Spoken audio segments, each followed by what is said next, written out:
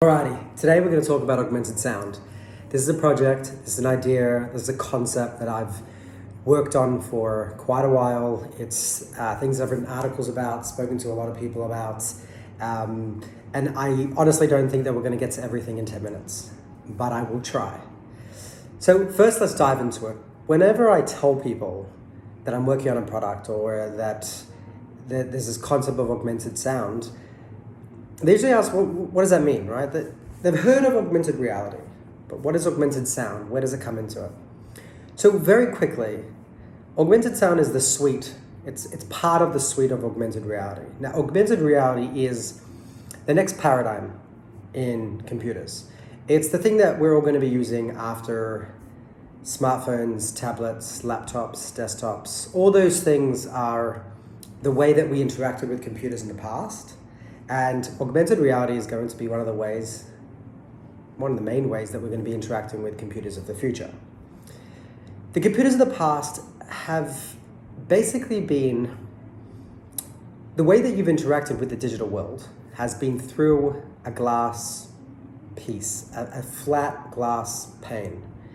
Now, it takes different form factors, it's different screen sizes, it's different ways of interacting with it. You know, some of these glass panes, you can touch the glass straight and you can use your fingers to control it. Some of these you need a keyboard and mouse. But it's still essentially, you're dealing with a flat window into the 2D world, into the digital world, right? Augmented reality is going to completely unleash all that. It's going to allow the digital world, it's going to allow the digital world to completely come out and completely, it's going to come out and kind of like live seamlessly with the real world. It's going to augment it. It's going to be another digital layer, or digital layers, if you will. So what is augmented sound? Most of us know of augmented reality as vision. We know from the glasses, things like that. But one thing you should know about augmented reality is that the way you interact with augmented reality will be primarily through your 5 main natural senses. So sight is our most important, most dominant sense. It's where we receive most information, and most information is processed through that. But we still have 4 other senses that we do. Our main senses, because yes, there are quite a lot. So augmented sound is kind of, sound is the next kind of, in the line of like senses of how much information that we're receiving. Sound is the next one. So it's also one way, I think we're very used to it. The reason also why people find it a little bit confusing when I do talk about augmented sound, which is what I want to get to in this video, is they're so used to a certain way of connecting with computers. And that way has usually been visual, right? There's a screen, there's lots of things you can do with it. You control it through various inputs. We went through that just now. But your input is this flat 2D world, but it's all very visual, right? But that's not the way that you deal with the real world. The real world is not just you staring at a screen, immobile. You know, it's not just visual, right? It's a lot more than that, and that's what augmented reality will be. So, if we look at sound, one of the reasons why people find it hard is because, like I just said, it's the main way that most people interact has been through the very visual medium, right? It's all been on the screen. We're starting to get to voices, right? We're starting to get to voices with AIs, digital assistants, Siri, Alexa, Google, all those things at the start of this voice interface. We've had many movies that also showcase this. One of the more famous one is Her. And it's a very good indication of where this is going and why this is important. The more we move into this world and the more natural our interactions become with this digital medium, with the digital world, the more we're going to start relying on the voice, right? Now, one of the things is, so let's talk about like, what is this device? Let's try and imagine it. Nowadays, it's a bit easier for me to explain it, right? When I was starting off, it was much harder to kind of get this concept, because you first had to explain what a wireless earphone is and what does it mean to be able to wear it all day. But we're getting close with it, right? With AirPods, right? Right now, it's the concept of, why is the concept of wearing these devices for a little bit longer, it makes a little bit more sense. A couple of years ago, it didn't make much sense. Now, one of the problems of why people have a hard time getting to sound is because we've had a sound for decades, right? We've had earphones and headphones.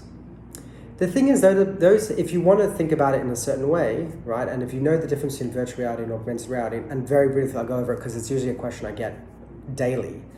Virtual reality is when you're completely immersed in a virtual world. You leave this world and you go inhabit, you get immersed into another virtual world. Augmented reality is when you're still in this world. You don't leave, you're still very much in this world, but the digital world gets overlaid on top of it. And in my view, it becomes simple, seamless, natural. It's not something that should shock. It's not something that there's flying holograms blocking your vision, things like that. That's not how it should be in the way that I view this future. So if we see it that way, then earphones and headphones are primarily virtual reality sound devices, right? They're designed to block out the outside world, the outside sound, in order to completely immerse ourselves in sound. And through this, virtual reality is very strong in entertainment, right? And this is exactly what our earphones and headphones are. We see that as entertainment devices. They're things when you want to listen to music, when you want to listen to movies. They're all entertainment devices. They're meant primarily to take you out of the world and embed you into into the digital world. Now, as we move forward with things like Siri, things like Alexa, in my opinion, one of the reasons why they haven't grown as much as and as far as they could be is because they're kind of trapped in the wrong body. They're a prisoner of their own of the hardware, right? The hardware is not always available. See, the reason why Alexa actually became very successful is because the first area that Alexa was in and primarily marketed in, what Siri was more in the phone, Alexa was more in the house. So when you were in the room with Alexa, you didn't have to pull something out, you didn't have to plug something in, you didn't have to put something in your ears to be able to start that connection. You didn't have to take something out of your pockets, right? You didn't have to bring something close.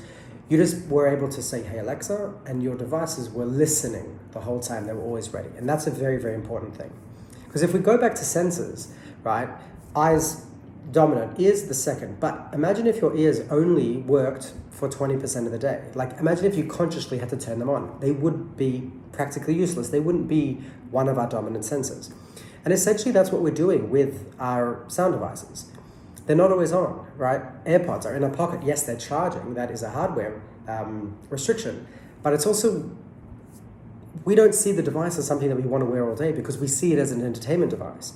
Once we start seeing these devices as devices that we are going to not just instruct and command, right, which is very much how personal and digital devices, personal assistants, digital assistants, all these exist, but we're going to move to conversational devices where we're actually going to have that conversation, and conversational devices of voice assistants are also ones that they can initiate that conversation with us, right? So right now, we're the ones always starting that conversation. We're the ones starting the instruction. Where with conversational, they will be listening to what's happening around us, and they'll start that conversation sometimes, or they'll jog a memory or remind us of something or let us know something. It's not going to be just a one-way street. It's going to be that conversation. It's going to become more and more of a powerful way of interacting with the device. Now, in order for this to happen, we have to fundamentally change the way that we see headphones and earphones, and we fundamentally have to build them in different ways. One big way is we can't have this psychological barrier, because I'm wearing these. I can have them on transparency mode, or I can have them on noise cancelling mode. The only person who knows what mode they're in is me. Everyone else doesn't know that. So that's a psychological barrier. The minute that there's something in my ear canal blocking my ear canal, there's a psychological barrier. In order to make augmented sound, in order to develop and keep moving forward this voice control, this conversational digital assistant, we're going to have to build hardware that is lightweight, easy to use all day, something you put on in the morning and you forget about it. It's not something you put in and out of your pockets, and it's something that cannot block your ear canals. It can't raise that psychological barrier between you and the public, everyone around you. We've run out of time, so I'm going to stop there, and we may continue this in the future. But right now, I will see you guys in the future.